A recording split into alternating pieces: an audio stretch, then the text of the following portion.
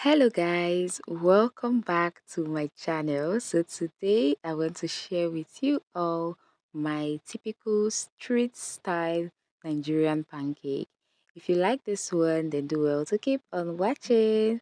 So first I have those ingredients, and these are the only ones we would be needing for this. And here I have some all-purpose flour, white sugar, some melted margarine. If you have butter, you can use that as well.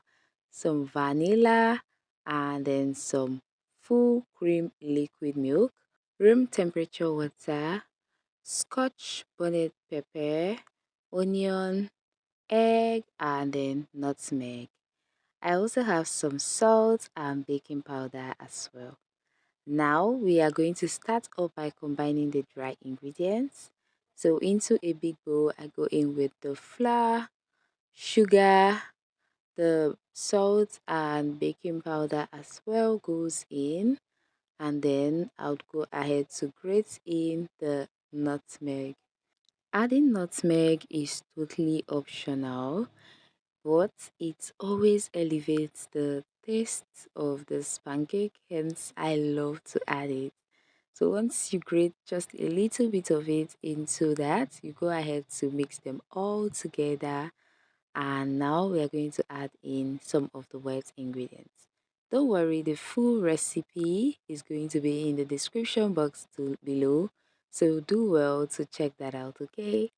Now, after mixing, I went in with the melted margarine, and then I cracked in the egg. Make sure your egg is fresh, okay? Crack in the egg and then go in with the liquid milk. After that, I'm now going to use my whisk to combine them all together. Now, this step is very important. Make sure you follow this video to a T, okay? Because every step is very important. So why you need to mix this at this point is so that you get a lumpy free batter. If you pour in all the liquid at a time, you might have some lumps in there. But when you take your time to give it a good mix, you would see you will have a very good smooth consistency, okay? After mixing that together, then you go in with the room temperature water and the vanilla flavor. Now gently give that a good mix together. If you're a fan of a thinner consistency of batter, you can now go in with just 1/8 cup of water.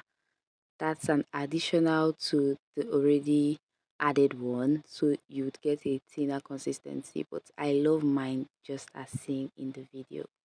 Now next would be to chop up the fresh scotch bonnet pepper and onion. If you want extra heat, you can add in more pepper. But to be honest, if you have a very hot pepper, just one would do perfectly. Now I'm also going to chop up the onion. Now, what is Nigerian pancake without pepper and onion? Definitely, it's not the Nigerian pancake if it doesn't have these two together. Let me know in the comment section below if you love your pancakes with pepper and onion or you don't do them at all. Let me know, okay? For me, I really like them in my Nigerian pancakes. Always taste amazing. So once you're done adding that into the batter, you give them a good mix together. And now we are going to go ahead to fry them. So the typical Nigerian pancake, I know this is how they make it in my streets. They always deep fry it, a kind of. So it's not just adding a little bit of oil into the pan. So they heat up some oil and then test it with just one, as you see me doing this video, and then they go ahead to gently pour in the batter.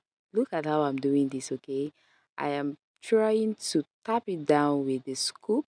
This will help you get a very beautiful shape. It doesn't look like it's spiral. I hope you get what I mean.